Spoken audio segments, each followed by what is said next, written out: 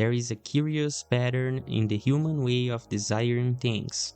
Everything that's out of reach suddenly gains an absurd glow.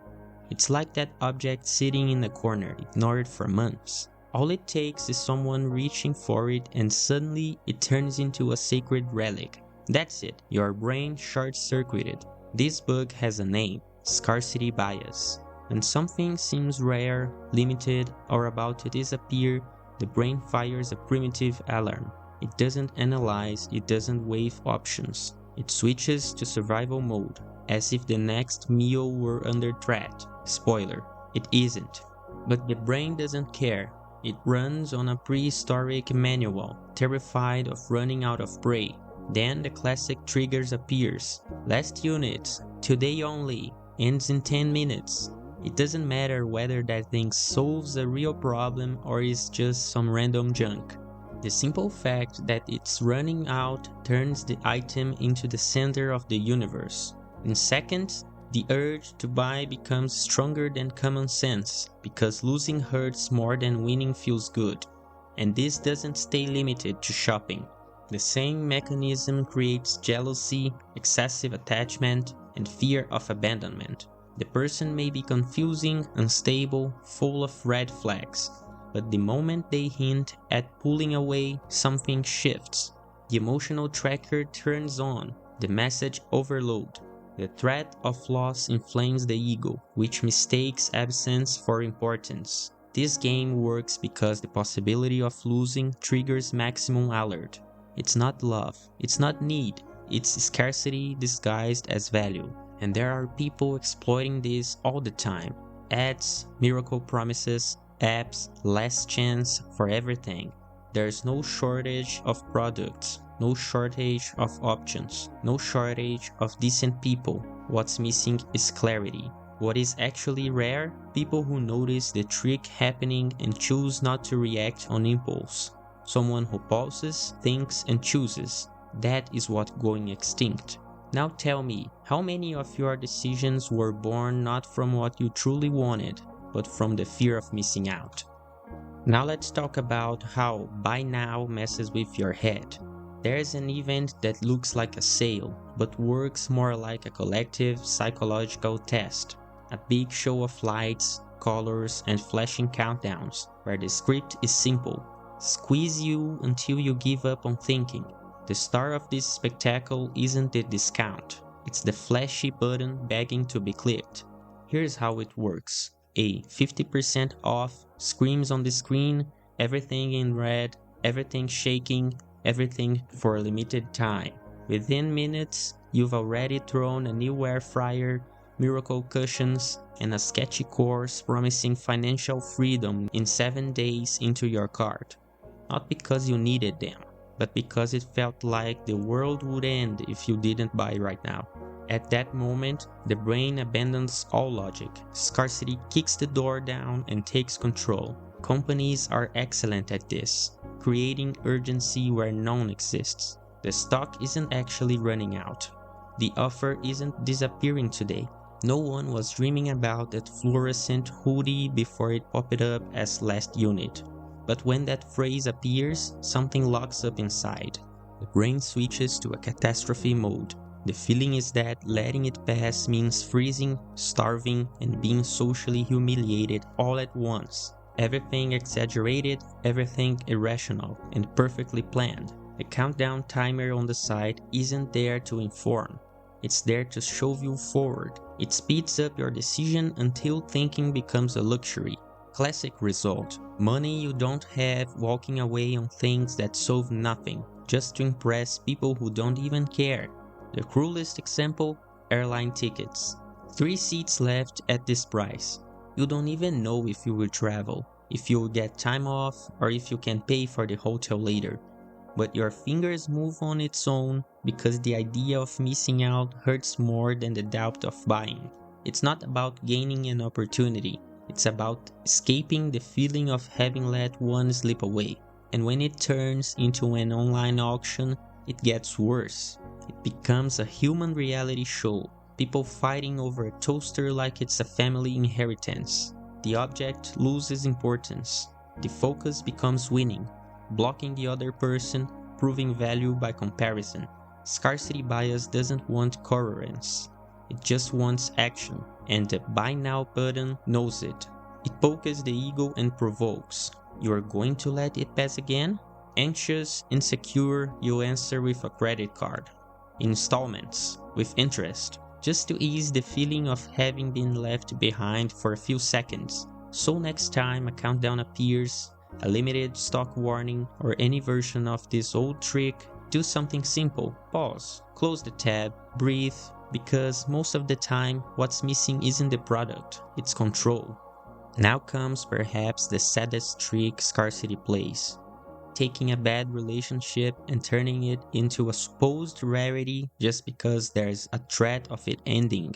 Some people only start valuing the relationship when they realize the cancel button is 2 clicks away. While it feels guaranteed, there is neglect. When it's about to end, it turns into an epic passion.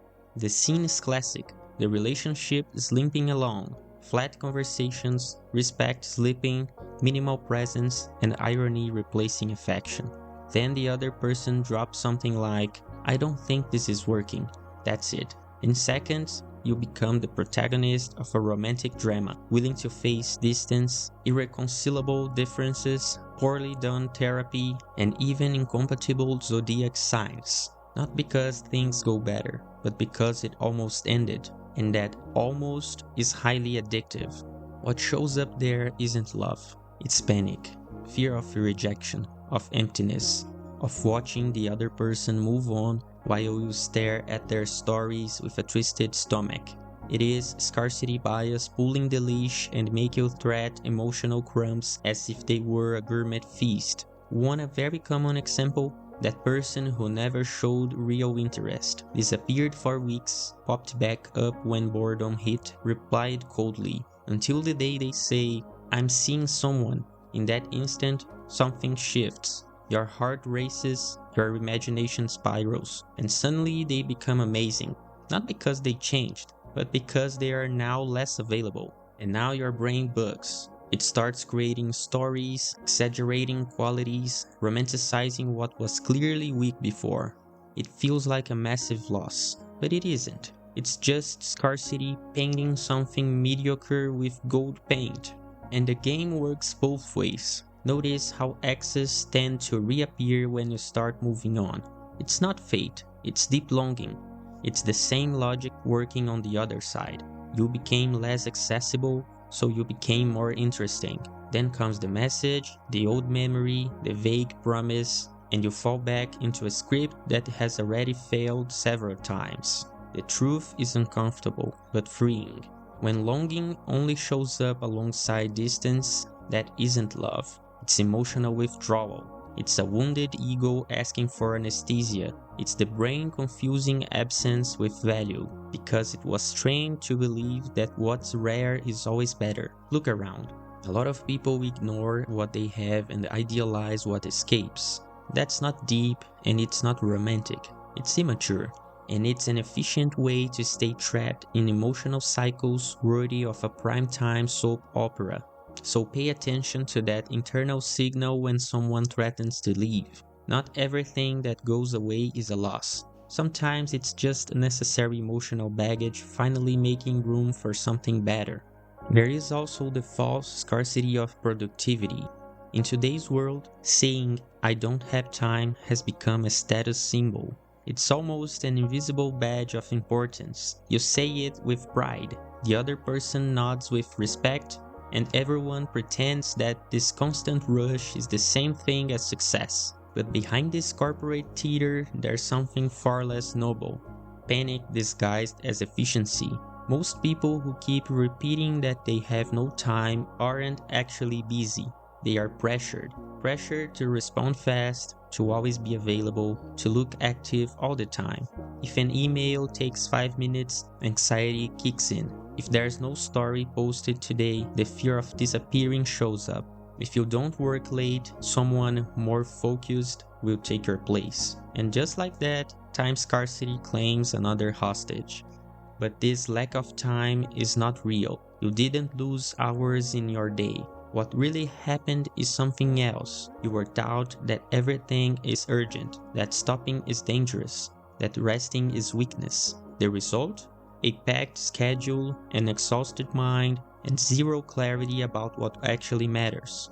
Thinking takes time. Focusing requires mental space. Doing something meaningful demands slowing down. And that's exactly how the system hates it when you do. A brain that's always behind is easier to control. It works more, questions less, and still feels guilty when it tries to breathe. The logic is simple and cruel. If you believe you are always behind on time, you will keep running non-stop. You will produce for hours on end and still finish the day feeling like it wasn't enough. Who benefits from that? The company, the algorithm, the seller of miracle methods, not you. You can see this clearly when rest comes into play. A guilt-free days off feels impossible. The mind won't shut down. The feeling of being unproductive turns into something close to a moral failure. Time has become a valuable currency, and you've become a nervous worker digging away at your own sanity until exhaustion. The most ironic part is that the more you live as if the time were scarce, the less quality time you actually have. Everything becomes an emergency. You reply to messages while eating, take work to bed, think about tasks while trying to relax. Life turns into a stopwatch, and you become a tired athlete who never reaches the finish line. There is an uncomfortable truth in all this. This scarcity is also self-imposed. Filling up your schedule is often easier than facing silence, emptiness, or a lack of direction. Staying busy creates the illusion of progress, even when you don't really know where you are going, just that you are going fast. And here comes the myth of the last opportunity. There is a specific type of decision that usually goes wrong. The kind made because it felt like the last chance available, not because it made sense, not because it fit who you are, but because the feeling appeared that if I don't go now, it's over. And that's it. You've entered what is called the last train syndrome. This is how it works. The mind creates the fantasy that there is only one opportunity passing right in front of your eyes. A single possible job, a single viable relationship, a single path to making life work. Then, the heart speeds up, fear takes control, and you jump in without even asking where it's headed. It's the classic go now or lose it. But translated honestly, it means, I didn't think it through, but I went anyway. This is how many people end up trapped in a job that drains their soul, in a relationship that exhausts more than it nurtures, or in a life change that seemed promising just because the deadline was approaching. It wasn't the last chance, it was just another one. Others would have appeared if there had been enough patience to wait. The market loves this game. Last spots available. Ends today at midnight. Everything carefully designed to speed up your fear and sabotage your clarity. Thinking gets in the way of impulse. So urgency steps in as an emotional shortcut straight to mistakes. And it's not just about money. Emotional life suffers even more from this. The idea that after a certain age no one else will show up pushes people into lukewarm, unequal relationships full of poorly digested compromises, as if affection had an expiration date. It doesn't, but self-esteem, when it lives under scarcity, rots fast. The cruelest part is this. The more you believe that this is the last chance, the easier it becomes to accept less. Less respect, less care, less meaning. The brain switches into auction mode and you turn into a nervous gambler, putting everything on the line at the wrong table just to avoid walking away empty-handed. But life doesn't work like an abandoned station with only one train passing through. It's chaotic, full of routes, detours, returns, and alternatives. There is always another path, but you can only see it when desperation turns the volume down.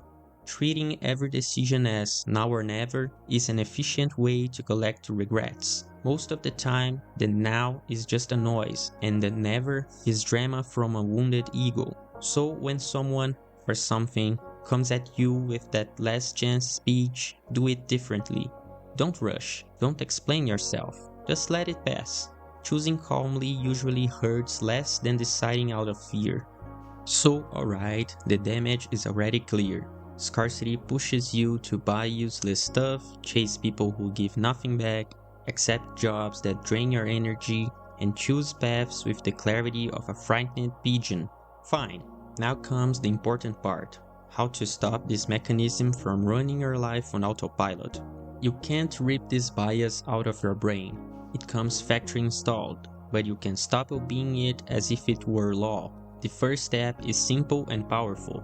Delay the decision. Whenever that absurd urgency hits, that almost physical urge to decide right now, recognize the signal. That is scarcity speaking. So you set a rule. Small decisions wait 10 minutes.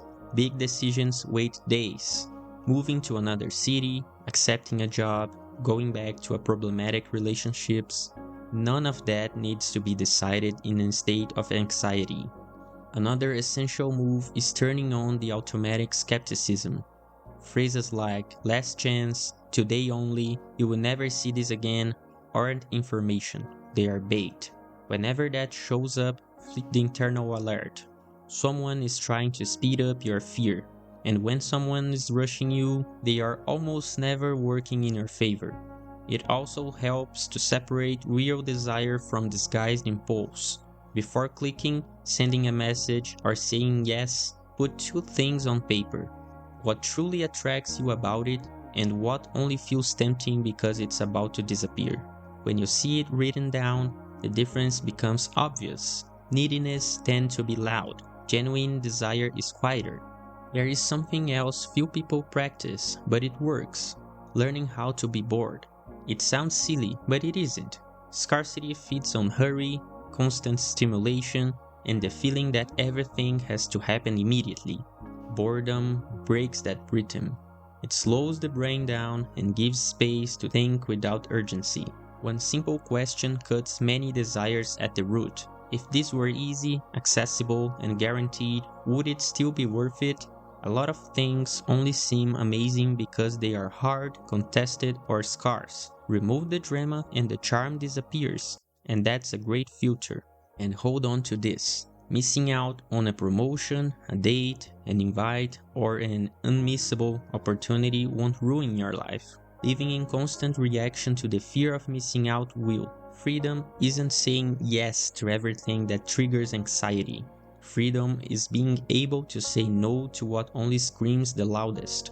In the end, what's truly rare today isn't money, offers, or options. It's people who think before they act. And that, ironically, is worth more than anything scarce.